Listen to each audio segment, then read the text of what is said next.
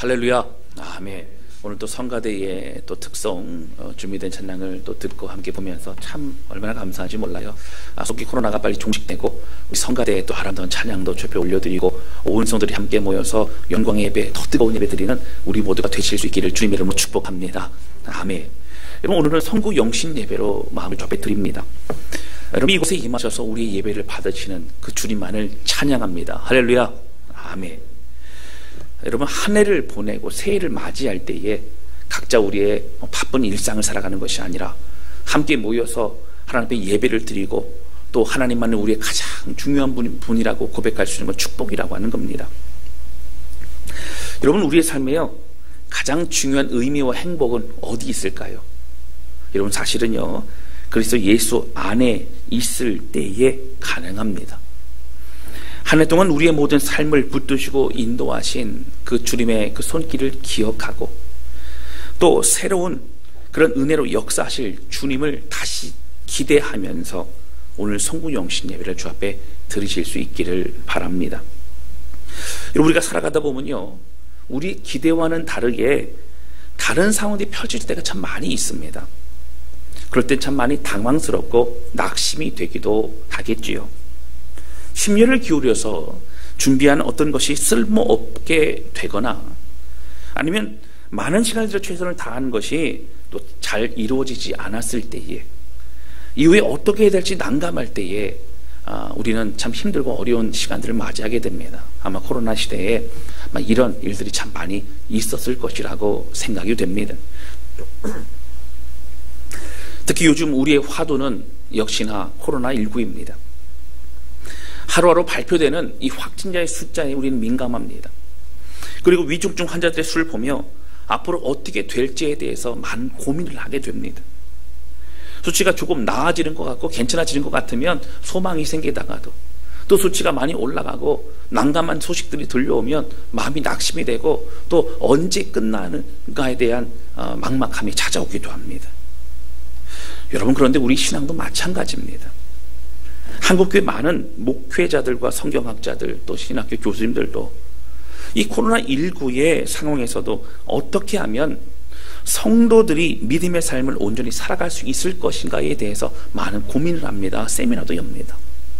근데 많은 그런 세미나와 또 많은 그런 모임 가운데 결국 얘기는 무엇이냐면 사실 앞을 내다볼 수 없다는 겁니다. 2019년도 12월이었죠. 그때 팬데믹이 선포가 되어지고 2020년도 1월부터 시작된 이 코로나는요, 사실 2000년도에도 코로나19 이후에 우리는 어떻게 신앙생활을 해야 되는가에 대한 그런 화두를 가지고 많은 세미나가 있었습니다. 그런데 올해도 마찬가지고요. 아직도 여전히 코로나 이후에 우리는 어떻게 신앙생활을 해야 되느냐는 그런 질문을 가지고 계속 고민하고 있습니다. 왜 그렇습니까? 아직도 끝나지 않았기 때문에 그렇습니다. 여러분, 우리가요 2021년도를 보내고 2022년도를 새롭게 시작하는 오늘 우리 다산한 공동체에 주는 이 말씀을 통해서 2022년도에는 하나님이 우리에게 어떤 은혜와 또 역사하실 것인가에 대한 주의 약속의 말씀을 믿고 오늘 은혜 받고 또 그 방향으로 힘차게 합력할 선을 이루어가는 우리 모두가 되실 수 있기를 주님의 이름으로 축원합니다. 할렐루야. 아멘.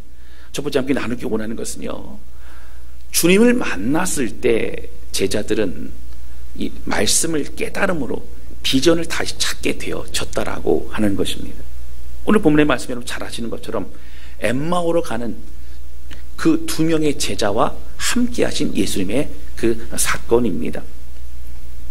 13절에 보면 이런 내용이 나옵니다. 13절 보실까요? 그날에 그들 중 둘이 예루살렘에서 25리 되는 엠마오라고 하는 마을로 가면서 라고 나옵니다. 그럼 그날에 그들 중, 그럼 앞에 뭔가 있다는 거예요. 그렇죠? 그날에 어떤 사건의 그 날짜가 있었고 또 그 무리가 있었다는 겁니다. 무엇입니까? 바로 예수 그리스도 주님께서 부활하셨다는 소식을 듣고 그러나 시신이 없고 뭐 이런 상황들입니다. 근데 그런 상황을 듣고 오늘 본문에 나오는 두 제자는 어떻게 해요? 마음이 낙심이 되어가지고요, 더 이상 예루살렘에 있으면 안 되겠다라고 고향 땅으로 발걸음을 옮겨서 가고 있었더라고 하는 것입니다. 물론 여기 나오는 두 명의 제자는 12명의 그 사도들은 아니었습니다. 그러나 여러분, 예수님께서 십자가에서 죽으시고 장사 지냈는데 안식구 첫날 그렇게 빨리 가보면, 안식일 날은 뭐 이렇게 볼 수가 없기 때문에 그렇습니다. 빨리 안식구 첫날 새벽에 그 무덤가에 갔더니 돌문이 열려져 있고, 그리고 예수님 시신이 없는 겁니다. 그 소식을 들은 이제 많은 제자들은 어떻게 해요? 마음이 낙심이 되는 거예요. 예수님 시신마저 없어졌구나. 끝났구나. 여러분, 예루살렘에서 엠마오까지는요 25리면 이런 몇 킬로죠? 한 10km나 10km 조금 넘을 것 같아요. 한 11.5km 그렇게 성경학자들은 얘기합니다.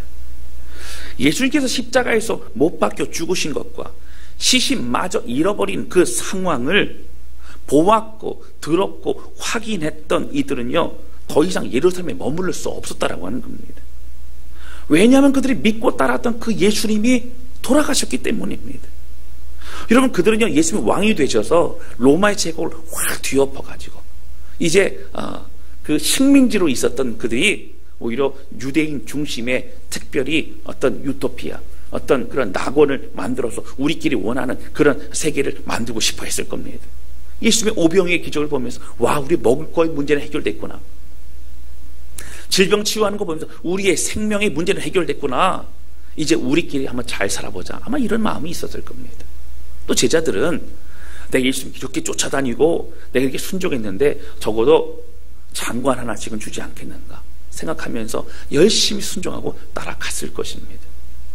그러나 예수님은요 많은 얘기를 하셨어요. 나는 고난을 받아 나는 죽을 것이고 그리고 3일 후에 나는 살아나리라. 분명히 여러 번 말씀하셨어요. 그러나 그들에게 귀에는 들리지 않았습니다.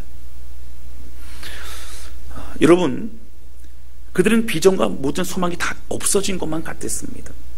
그리고 15절 말씀과 같이 이제 엠마오로 가는 그 길에 15절 말씀 보시면 예수님이 함께 동행하십니다. 그런데 16절에 보면 16절 말씀 보실까요?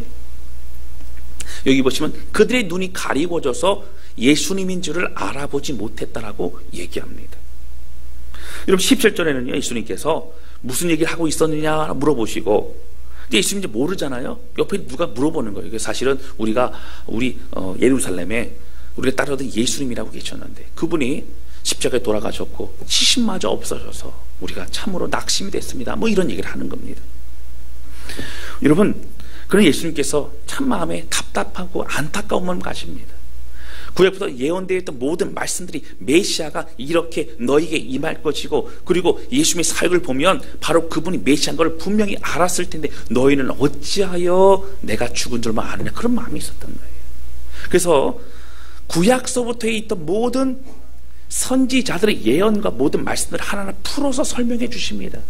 듣다 보니까 누구예요? 바로 예수님의 사역과 헌신과 고난과 모든 것들이 예언 그대로 이루어졌구나를 알게 됩니다. 그리고 마음이 뜨거워지죠. 바로 그것을 나중에 표현하기를 32절에 보면 이렇게 표현합니다. 32절 보실까요? 우리 한번 같이 한번 읽어볼까요? 같이 읽겠습니다. 시작. 그들이 서로 말하되 길에서 우리에게 말씀하시고 우리에게 성경을 풀어주실 때에 우리 속에서 마음이 뜨겁지 아니하더냐 하고. 아멘. 이 두 제자가요 마음이 강박하고 낙심이 되고 좌절하고 그런 마음으로 고향에 가야겠다, 이제 끝났다라고 생각하고 있는데 예수님이 풀어주시는 말씀을 통해 마음이 다시 뜨거워졌다라고 다시 표현하고 있습니다. 여러분, 오늘 말씀 사실 간단하게 이 줄거리의 내용만 요약하면 여러분 몇 줄 안 나와요. 들어보시면 좋겠습니다. 예수님이 죽으시고 시신마저 없어졌습니다. 낙심한 제자 중에서 2명이 엠마오로 가게 됩니다. 근데 가는 게 누가 나타나셨어요? 예수님이 나타나셨어요. 그러나 눈이 가리워서 예수님인지를 모르죠.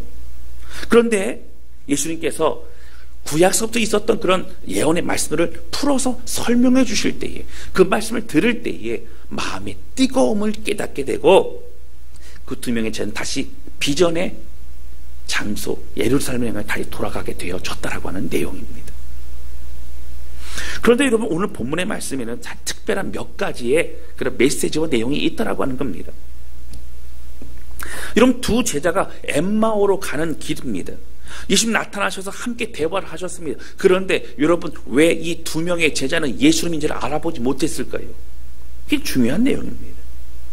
나중에요, 이것이 어떤 작은 착오라든가 그런 것이 아니라, 여러분, 엠마오 제자의 집에 들어가서 함께 떡을 떼고 그리고 함께 식사를 합니다. 그런데 예수님께서 기도하시고 축사하시고 떡을 떼어 주어서 그 떡을 먹고 난 이후에 예수님인지를 눈이 밝아졌다고 성경은 말합니다.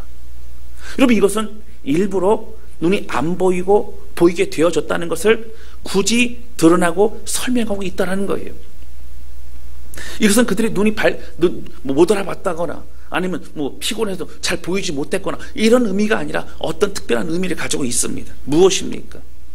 여러분, 그들은요, 영적으로 완전히 눈이 가리워졌다는 겁니다. 여러분, 이 두 명의 제자들은요, 12제자는 아니었지만 앞에 오늘 본문의 말씀이 있는 이 13절 앞에 있는 내용들과 여러 가지로 볼 때에 이들은 12제자와 함께 있었던 그런 70명의 그런 전도자였거나 그 외에 다른 어떤 제자들이었습니다. 사실 12제자와 같이 사도들과 같이 늘 주님을 쫓아다녔던 그런 사람들이었습니다. 적어도 예수님의 얼굴이 어떤 분이신지 주님의 가르침을 늘 곁에서 들었기 때문에 예수님의 목소리, 예수님의 모습 이런 걸 분명히 알았을 것입니다. 그러나 그들은 옆에서 말씀한 예수님을 알아보지 못했다고 성경은 분명히 말합니다. 성경 헬라어 원어에 보면요, 거기에도 보지 못한 것이 명확하게 그렇게 드러나고 있어요. 그럼 왜 그럴까요? 아까 말씀드렸던 건 영적인 눈이 가리워진 겁니다. 오늘 본문의 말씀이 여러분 7절에도 보면 예수님께서 그 전에, 오늘 이제 본문의 말씀 전이죠, 7절에 보면 이렇게 나옵니다. 7절 보여주실까요?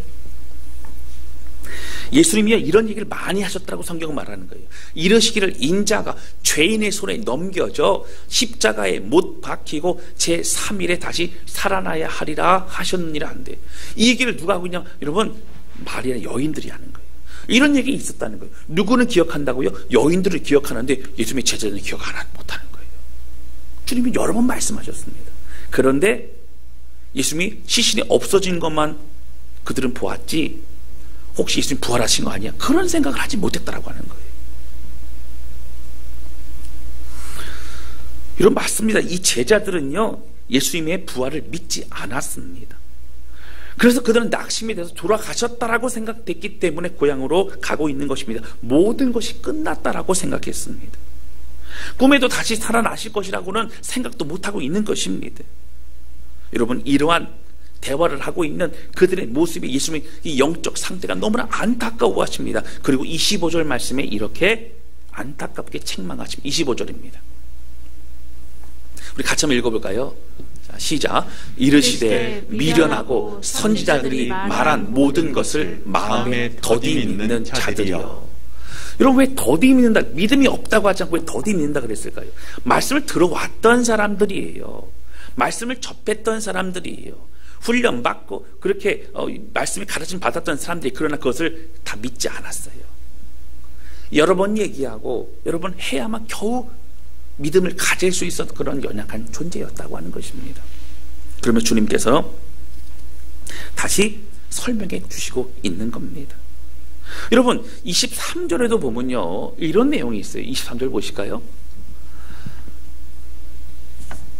그의 시체는 보지 못하고 와서, 여인들이 갔다가요, 그 빈 무덤에 가가지고요, 시체를 보지 못했어요. 그런데 그가 살아나셨다 하는 천사들이 나타남을 보았답니다. 여러분, 그 여인들이 가가지고 어떻게 했어요? 이른 새벽에 안 씻고 첫날 가가지고 시신을 못 봤지만 천사들이 뭐라고요?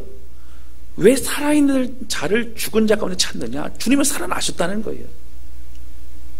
이 얘기를 가지고 여인들이 와서 뭐라 그러냐면, 주님이 살아나셨다, 주님이 부활하셨다 얘기를 합니다. 그러나 믿지 않고 있다고 하는 겁니다. 아무리 말해도 그들은 믿지 않았어요. 깨닫지 못했습니다. 여러분, 근데 언제 눈이 밝아졌어요? 성경은 어떻게 말합니까? 30절과 31절에 보면 이렇게 나옵니다. 30절을 보세요.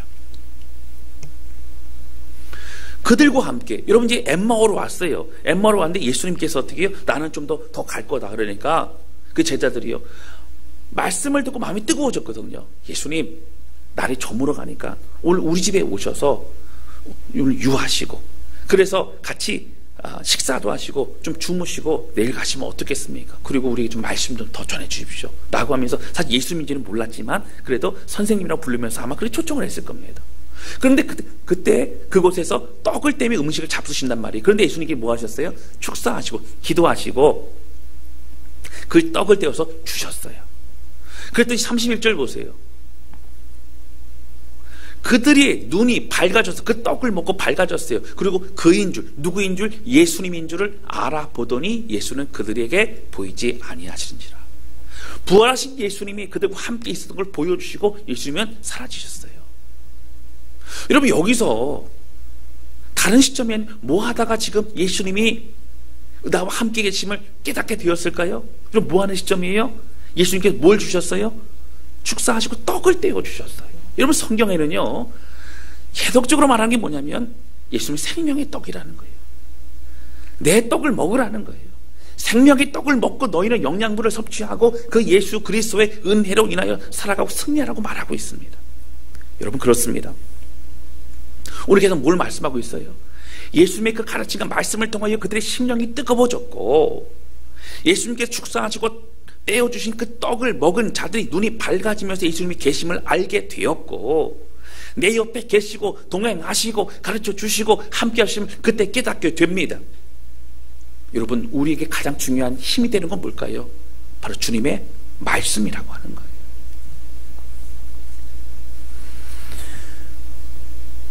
그동안 자기의 생각에 갇혀서 듣고 싶은 것만을 들었고 믿고 싶은 것만 믿었던 사람이 바로 두 명의 제자이고 다른 제자들이었습니다. 다시 부활하신 예수님의 말씀을 듣고 나서 그들의 마음이 뜨거워집니다. 또 생명의 양식을 먹으면서 영적인 눈이 밝아지며 주님이 보이기 시작합니다. 주님의 행하심이 기대가 되기 시작합니다. 여러분, 그리고 그들은 어떻게 행동했어요? 32절입니다.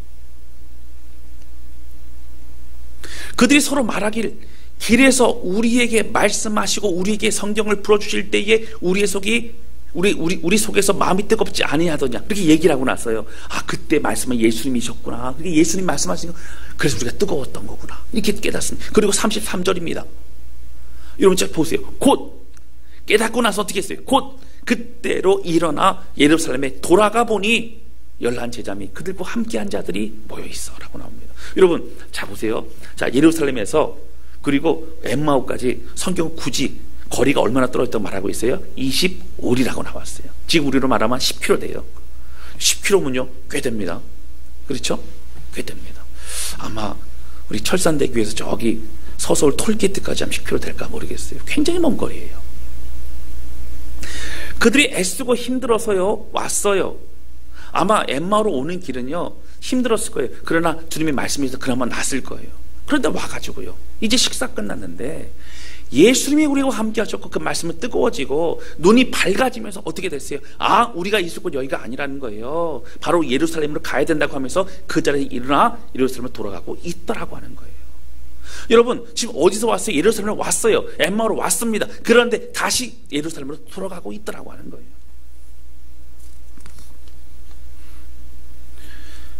여러분, 예루살렘은요 산 꼭대기에 있어요. 예루살렘의 위치를 어디로 보냐면, 여러분, 그 아브라함이 이삭을 바쳤던 모리아산에 있지 않습니까? 여기가 예루살렘이에요. 예루살렘에서 여러분 산 꼭대기에 있기 때문에 대부분 산을 이렇게 내려옵니다. 산길이 많아요. 길도 험합니다. 그 험한 길을 내려왔던 그 길 다시 돌아가는 겁니다. 여러분, 그들은 마음이 뜨거워졌어요. 왜 그랬어요? 마음이 뜨거워지고 눈이 밝아지면서 하나님의 역사, 그동안 배웠던 모든 것이 깨닫기 시작해지는 겁니다. 여러분, 그렇습니다. 우리도 늘 예수님과 함께하고 예수님의 말씀을 듣고 또 가르침을 받았다라고 우리는 생각할 수 있어요. 두 명의 제자들도 말씀을 많이 배웠어요.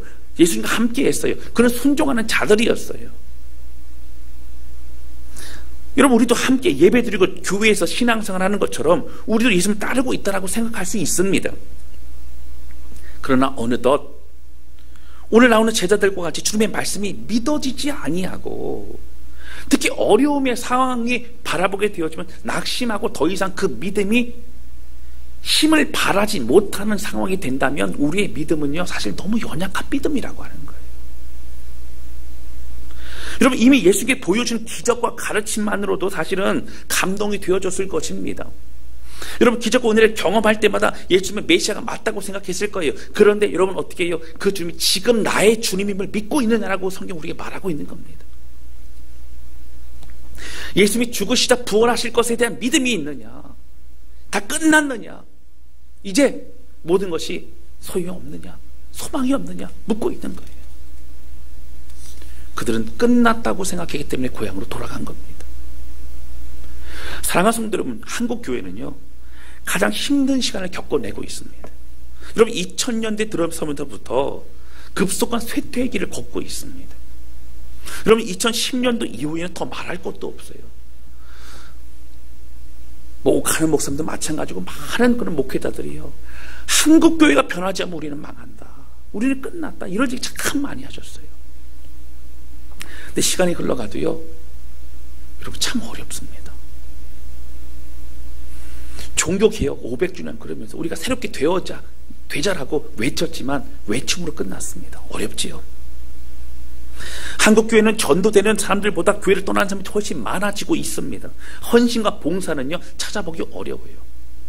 여러분, 많은 교회들이요 주일학교 교사가 없어서 아르바이트비를 주면서 그렇게 교사를 준비하고 있다라고 하는 거예요.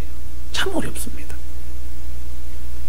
더군다나 코로나19의 이 상황으로 인해 그나마 힘을 내서 일어나려고 했던 교회들마다도 주저앉을 수밖에 없는 현실의 모습이 있는 것이죠. 여러분, 특히 교회 학교의 다음 세대, 여러분 너무나 막막합니다. 그러나 여러분 잘 기억하셔야 돼요. 우리가 이런 어려움 속에도 한 가지 꼭 기억해야 될 것이 있어요. 여러분, 기독교 교회 역사를 바라보면요, 어려움은 여러 형태였지만 그 어려움들이 크고 작은 그런 모습들로 늘 교회 역사 가운데 있었다라고 하는 겁니다. 여러분, 초대교회가요 굉장히 성장하고, 그리고 초대교회가 참 큰 영향력을 미쳤을 그때를 바라보면 더 큰 핍박과 어려움의 시간이 있을 그때였습니다. 그들은 믿음으로 똘똘 뭉쳤습니다. 기도함으로 어려움을 헤쳐나가고 있었다라고 하는 거예요. 여러분, 중요한 건 뭘까요? 말씀이 없어질까요? 아닙니다. 바로 우리에게 준 그리스도의 말씀을 통해 우리의 심령이 새로워져야 된다라고 하는 거예요. 그 말씀을 어떻게 받아들이느냐, 어떻게 그 말씀으로 내가 새로워지느냐, 우리의 심령이 뜨거워지느냐, 여러분 우리는 생각해 봐야 됩니다. 제자들 옆에서 함께 걸으며 말씀을 하셔도 눈이 가리워져 깨닫지 못하는 모습이 여러분 우리의 모습은 아닙니까? 제자들이 믿고 있는 것은 여러분 예수님이 시신이 없어졌다는 것으로 끝났어요. 거기서 멈췄습니다. 여러분, 이것은 소문이지요. 확인되지 않았어요. 시신만 없어졌어요. 그 이후에 예수님이 살아나신 것은 그들은 확인 못하고 있어요. 그러나 그들이 믿고 붙잡아야 될 건 다른 것 아닙니다. 여러분, 예수님이 가르치신 말씀이죠. 주님은 부활하셨다라고 하는 그 사실이에요. 할렐루야. 아멘. 계속 제자들은 뭘 따라가고 있어요? 눈에 보이는 걸 따라가고 있어요. 현장의 모습과 현실을 따라가고 있어요. 그러나 역사는 현실대로 가지 않습니다. 하나님이 역사하시는 거예요. 말씀대로 이루시는 거고 역사하신 분은 하나님이시라고 하는 겁니다. 눈에 보이는 것보다 주님의 말씀을 믿고 확신하는 대로 주님은 인도하십니다. 여러분, 믿음으로 주님은 역사하신다고 하는 거예요. 예수님의 본격적인 사역은 여러분 사실 공생의 3년보다는요 그때는 보여주셨어요. 가르치셨어요. 그리고 더 큰 열매는요 주님이 승천하시고 성령을 보내주셔서 제자들과 많은 믿는 자들을 통해 이루어진 역사를 보면 엄청납니다. 그리고 그 복음은 여러분 조선이라는 이 땅 대한민국까지 오게 되어지고 수많은 많은 사람들이 아시아와 아프리카와 남미와 북미 여러 곳 전 세계에 그 복음이 흩어져서 많은 믿는 자들이 구원을 받게 되어졌다라고 하는 것이죠. 우리의 죄의 문제를 해결하셨고 사망권을 이기시고 승리하셨고 부활하셨습니다. 그리고 그 주님의 능력과 사망권을 이기신 그 승리는 바로 우리의 것이라고 주님 말씀하세요. 할렐루야. 아멘. 여러분, 그리고 이제는 그 예수 그리스도 십자가의 은혜를 믿고 주님을 나의 주님으로 영접한 자들을 통해 더욱더 놀라운 일을 지금도 행하고 있으시다고 하는 거예요. 사랑하는 성도 여러분, 예수님은요 수많은 사람들에게 말씀을 전하는 그런 큰 집회도 많이 하셨어요. 그러나 사실은 옆에 늘 누가 있었어요? 12 제자들이 있었고요. 그 제자들 외에도 소수의 사람들이 계속적으로 따라다닙니다. 예수님은 말씀을 가르치셨어요. 소수의 사람들이 모여서 배웠어요. 그리고 그 말씀의 깊은 뜻들을 알아가기 시작합니다. 그리고 그것은 성령을 통하여 결국 더욱더 깨닫게 되어졌다고 하는 것이죠. 여러분, 우리에게 필요한 건 무엇일까요? 바로 살아계신 주님의 말씀입니다. 31절에 뭐라고 되어 있죠? 여러분 같이 읽었죠? 그들이 서로 말하되 길에서 우리에게 말씀하시고 우리에게 성경을 풀어주실 때 우리 속에 마음이 뜨겁지 아니하더냐. 그럼 이제는요, 들려주셔도 기억하지 못하고 듣지 못하는 그런 말씀이 아니라 들려주실 때마다 우리의 마음의 심령이 뜨거워지는 그런 은혜의 시간 되실 수 있기를 주님의 이름으로 축원합니다. 여러분, 그리고 이제는 예수 말씀을 통해서 성령을 통해서 친히 우리의 심령이 깨달아가는 그런 은혜의 시간 되실 수 있기를 바랍니다. 여러분, 저는요 2022년도를 준비하면서 사실은 이 송구 영신 예배 때의 메시지는 참 중요합니다. 왜 그러냐면 2022년도를 통해 우리에게 어떻게 역사하실 것이라는 하나님의 주신 특별한 약속의 말씀이 있기 때문에 그래요. 그래서 사실은 기도를 많이 해야 돼요. 그냥 좋은 말씀 이렇게 내가 뭐 은혜 받은 말씀 이렇게 전하는 게 아니라 우리 공동체에 주시는 말씀을 전해야 됩니다. 그럼 2022년도에 하나님 어떻게 하길 원하십니까? 우리가 어떤 말씀 주기 원하십니까? 가지고 기도하게 되죠. 여러 번 확인하고 여러 번 마음이 뜨거운 것이 무엇이냐면 이 말씀 주시면서 두 명의 제자들 같이, 여러분 이 두 명의 사람들은요 믿지 않는 사람이 아니에요. 제자들이었어요. 함께 했던 사람이었어요. 그러나 그들이 연약하고 말씀이 그들 가운데 들어오지 못했던 그들에게도 다시 주님 말씀하셔서 이제는 마음이 뜨거워지는 사람, 이제는 가리웠던 영적 눈이 열리고 주님을 바라볼 수 있고 나와 함께 계신 분이 예수님을 이제는 확신하고 경험할 수 있는 그런 은혜의 삶이 되는 놀라운 시간이 우리 가운데 주어질 것이라고 하는 것이죠. 여러분, 성경 공부를 통해 또 말씀 훈련을 통해 지속해 나갈 것입니다. 새벽 예배와 주중 예배 더욱더 모이고 기도하는 시간이 될 것이고요.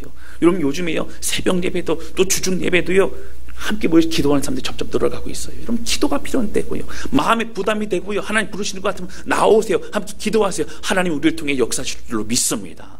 아멘.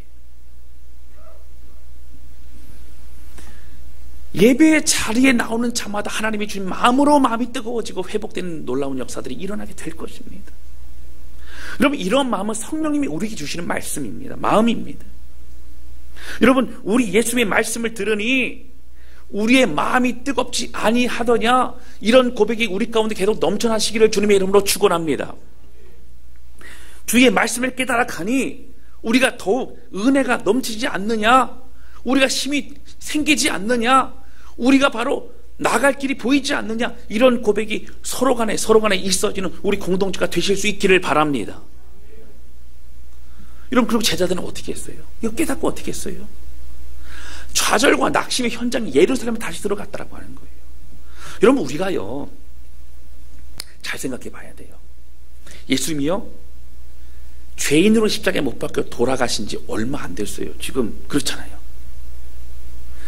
그곳에는요 예수님을 따르는 제자들을 다 잡아 가두려고 하는 사람이 눈을 벌겋게 뜨고 있다고 하는 것입니다. 여러분, 베드로만 해도 그랬죠. 예수님이 신문 나가실 때 너무 예수님이 걱정이 되는 거예요. 그래서 멀리서라도 좀 지켜보고 싶고, 다가갈 수는 없지만 지켜보고 싶고, 불 쬐고 있는데 그 옆에 있던 제사장의 여종이 당신 예수님과 함께 다니는 사람 아닙니까? 라고 했더니 너무 놀래갖고 예수님 저주하면서 절대 모르는 사람이라고 그렇게 부인하고 도망가지 않습니까? 여러분, 지금 예루살렘 들어가면요 잡혀요. 예루살렘 들어가면요 고난당하고 어떻게 될지 모릅니다. 그럼 왜 들어가요? 할 일이 있기 때문에 들어가는 거예요. 이제는 알았어요. 내가 있을 곳은 예루살렘이에요. 내가 있을 곳은 핍박과 고난이 있는 것이요, 내가 있을 곳은 주님이 나에게 주신 사명이 있는 곳이라는 걸 깨닫습니다. 그리고 그것도 들어가게 된다라고 하는 거예요. 이제 저곳은 끝났고 더 이상 소망이 없다고 말하는 것이 아니라 저것은 어렵고 힘들지만 예루살렘은 내가 있을 것이고 하나님 역사하실 것이고 우리를 통한 놀라운 일들이 일어날 곳이라는 걸 믿고 알았기 때문에 들어가는 것입니다. 할렐루야. 여러분, 맞습니다. 한국교회를 보면 다산교회를 보면 어렵습니까? 여러분, 아니에요. 하나님 우리에게 말씀하십니다. 말씀도 깨닫고 훈련되고 뜨거워지고 새로워지고 변화되면요, 우리는요 어디로 가게 돼요? 비전의 그 장소를 향해 떠나가게 되는 것입니다. 할렐루야. 우리는 새로워지는 겁니다. 내가 있을 곳이 어딘지를 알게 됩니다. 내가 고백하고 선포하고 내가 돕고 섬길 곳이 어딘지를 알게 됩니다. 그리고 이제는 나를 위해 살아왔던 인생이 주를 위해 살아가는 인생으로 자연스럽게 변화되게 되는 겁니다. 엠마오로 왔다가 오자마자 주님 만나고 나서 그 마음이 뜨거워지고 새로워지면서 다시 예루살렘을 갔던 제자들과 같이 방황하고 낙심하고 힘들었던 우리의 마음 심령에도 주님 말씀을 통하여 회복이 되어져서 주여 말씀으로 일어서고 내가 나아갈 것, 내가 해야 될 모든 은사와 섬겨 모든 것들을 통해 주 앞에 섬기고 있습니다. 이런 고백이 더욱더 늘어나는 2022년도가 되실 줄로 믿습니다. 여러분, 이런 말씀 왜 주셨을까요?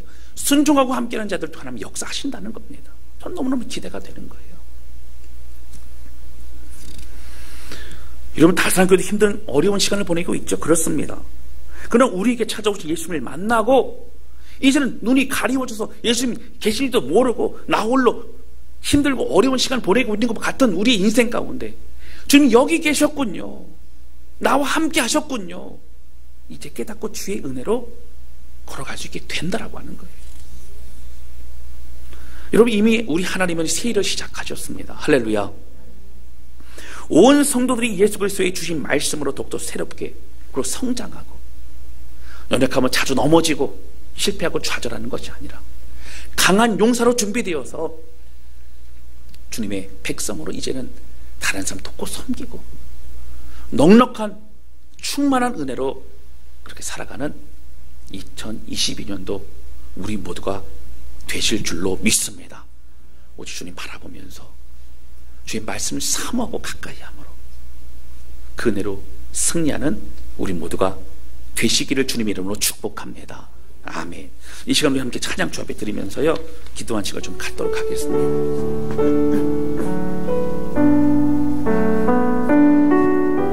여러분, 제가 설교 후 찬양을 이렇게 뭘로 같이 부르면 좋을까, 이게 참 찬양곡 고르는 게 쉽지가 않아요. 그런데 선거 영신 예배니까 뭔가 희망찬 찬양을 부를까, 아니면 뭐 이런 교회가 되게 하셔서 부를까, 막 그렇게 생각했다가요 마음껏 주신 찬양이 바로 이거예요. 여러분, 다른 뭐 기도 제목 다 많아요. 그런데 다른 것보다 우리 주님 사랑해요, 주님 사랑해, 이 고백이요 우리 주님 받으시고 좀 기뻐하시는 고백인 것 같아요. 우리를 통해 행하실 주님의 놀라운 일들을 기대하면서 저는 주님만 사랑합니다, 주님만 고백합니다, 주님과 함께하고 싶습니다, 주님 말씀으로 새로워지고 싶습니다.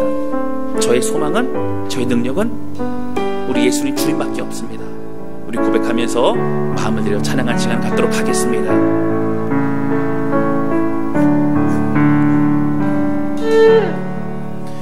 이와 같은 때에 난 노래하네, 사랑을 노래하네, 주님께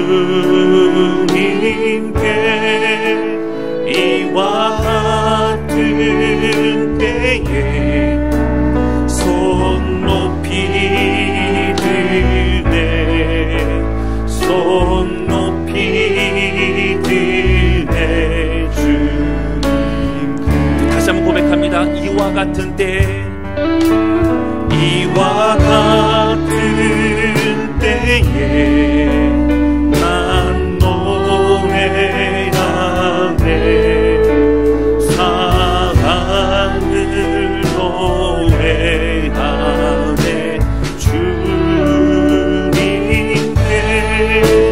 이와 같은 때에 손 높이 드네, 손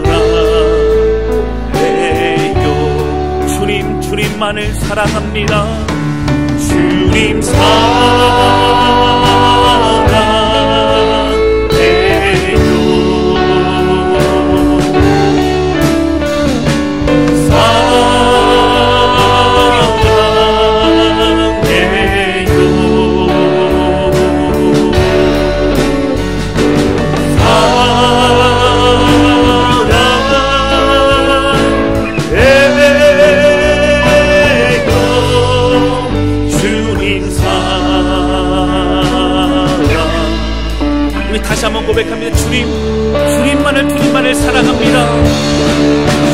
주님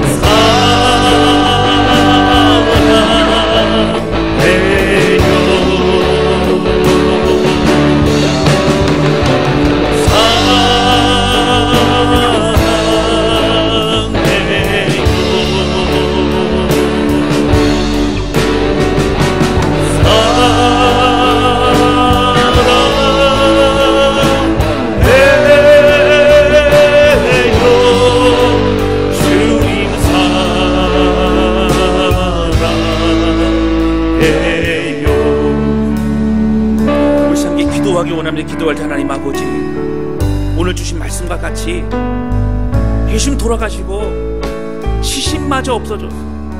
이제 다 끝났구나. 이제 소망이 없구나, 어렵구나. 눈에 보이는 것에 마음을 빼앗기고 낙심하고 고향으로 돌아가고 있었던 2명의 제자에게 예수님 나타나셔서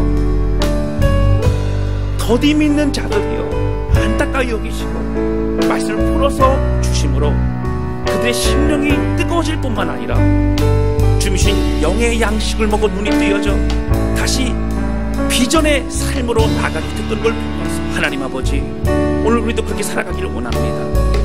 눈에 보이는 여러 환경과 상황들이 아니라 이러한 상황에서도 우리와 함께 계신 예수님이 우리 곁에 계심을 다시 깨닫게 해주셔서 오늘 주의 말씀으로 뜨거워지고 2021년도 좀 약속해 주는 이 말씀과 같이 주의 말씀으로 새로워지고 다시 은혜 길을 걸어가므로 하나님, 낙심과 자들의 인생이 아니라 희망과 소망과 사명의 길을 걸어가는 우리가 되길 원하오.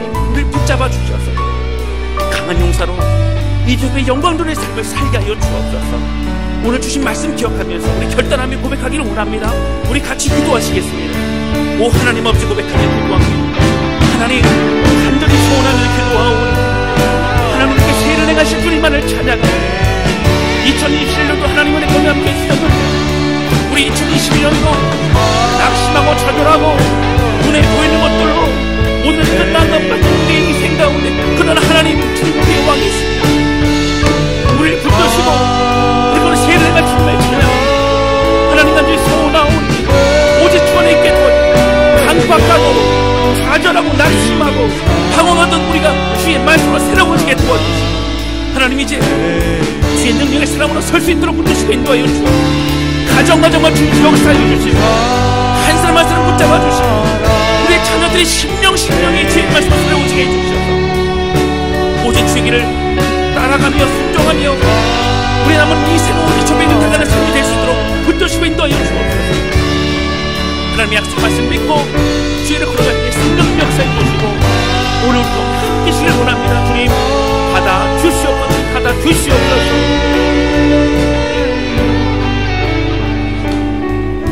우리 시간에 두 가지 함께 또 교회를 위해서 또 우리 가정을 위해서 기도하기 원합니다.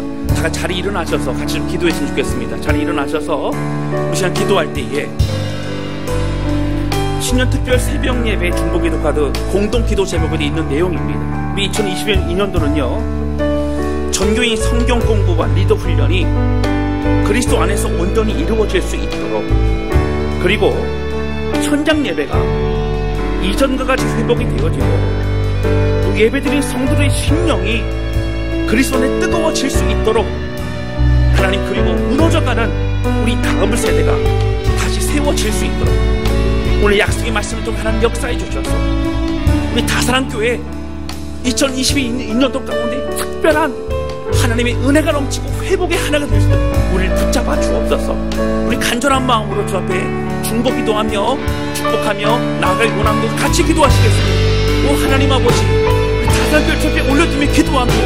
하나님 이 시간 함께 해주셔서 주님, 2022년도 전교인 성경공부 또 리더 훈련 또 그리스도 안에서의 모든 것들이 더 온전히 이루어지도록 붙잡아 주시고 주의 말씀이 이렇게 들어올 때에 우리의 심령이 뜨거워지고 강박했던 우리의 마음이 무거워지며 이제 보지 못했던 우리 주와 함께 하신 주님을 볼 수 있는 능력의 은혜가 될 수 있도록 붙잡아 주시겠습니다. 하나님 간절히 소원합니다. 우리 예배가 이제부터 더 뜨거워지고 더 함께 모이고 주를 예배하며 인별주를 만나며 말씀을 통하여 우리의 삶이 변화되어지고 삶의 방향을 찾으며 이제 그들을 향하여 나아가는 우리의 삶이 되기를 원하오. 예배 시간 정말 성령님 함께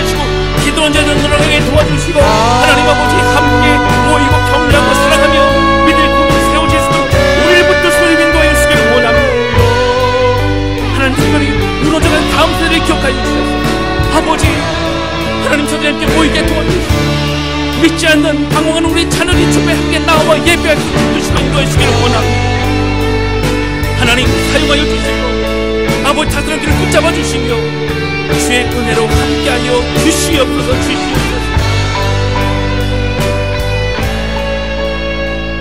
우리 마지막으로 한 가지만 더 기도합니다. 오늘 중보기도 카드에 기도 제목을 적어온 분들도 많이 있을 겁니다. 적어오지 못했지만 마음 가운데 하나님 2020년 이런 한 해가 되길 원한다 고백하고 소원하는 기도 제목이 있을 겁니다. 우리 새해가 밝았습니다. 이제 기도할 때 하나님 아버지 하나님의 가정을 붙잡아 주시고 믿지 않는 가족들이 주 앞에 돌아오게 해 주시고 가족들의 건강도 지켜주시고 하나님 정말 주 안에서 우리의 신앙이 더욱더 뜨거워지고 성장하는 한 해가 되게 도와주시며 주의 은혜 안에서 변화되고 이제는 주님으로 인하여 기뻐하며 충만하게 살아가는 삶이 되게 도와주시며 하나님 우리 가정이 소원하는 이 제목, 이 기도 제목 주님 응답해 주시고 인도해 주옵소서. 우리 간절한 마음으로 우리 가정에 우리의 기도 좀 올려드리며 우리 간절한 마음으로 기도하기 원합니다. 우리 같이 기도하시겠습니다. 오 하나님 아버지 고백하며 기도합니다. 오늘 기도 제목을 가지고 충만하고 고백하며 기도하는 성도들을 붙잡아 주옵소서. 2021년을 시작하면서 하나님 우리의 뜻과 우리 마음대로 살아가는 것이 아니라 예배하며 하나님만의 우리 왕이시고 우리를 지키시고 보호하시는 분이십니다. 소원하는 가정의 기도 제목, 하나님 자녀들을 위한 기도 제목, 남편과 아내를 위한 기도 제목, 우리 부모를 위한 기도 제목 하나님 붙잡아주시오. 하나님의 소원 이 고백 우리의 눈을 받아주시고 성령님 오직 주의 능력과 은혜만이 우리 열매가 맺히는 하나님의 숲을 주시고 인도해 주시기를 원합니다. 믿지 않는 방황하는 우리 자녀들을 주에 돌아오게 하여 주시기를 원합니다. 하나님 믿지 않는 우리 부모님이 주에 돌아오게 하시기를 원합니다. 건강에 어려움으로 하나님 고통 가운데 있는 우리 가족들을 붙잡아 주시고 하나님의 성도들을 붙잡아 주시고 주의 은혜 가운데 믿음으로 승리하는 우리 하나님 될 수 붙잡아 주시기를 원합니다. 하나님 경제적으로 힘들고 어려울 때 하나님 이제는 주의 은혜 가운데서 하나님 승리하고 넉넉한 한 해가 될 수 붙잡아 주시고 오직 주 앞에 쓰임받는 한 해가 될 수 붙잡아 주시기를 원합니다. 하나님 소원한 기도 제목마다 응답해 주시고 그런 오직 주님만을 바라보는 믿음의 용사가 될 수 있도록 붙잡아 주시옵소서. 하나님 아버지 고백하며 기도합니다. 우리 왕 되신 주님만을 찬양합니다. 하나님 간절히 소원하오니 오늘 함께 기도하며 고백하던 이 모든 기도 제목들 주님 기억하여 주시오. 2020년도가 이미 시작되었는데 하나님 함께 기도하며 출발할 수 있게 하신 하나님 감사합니다. 오직 주의 영광만을 바라보며 주의 말씀으로 은혜 받고 순종하며 올 한 해 하나님 안에서 승리하는 축복된 가정 되게 하여 주옵소서. 하나님 홀로 영광 받아 주시옵소서. 예수님의 이름으로 기도하였습니다. 아멘.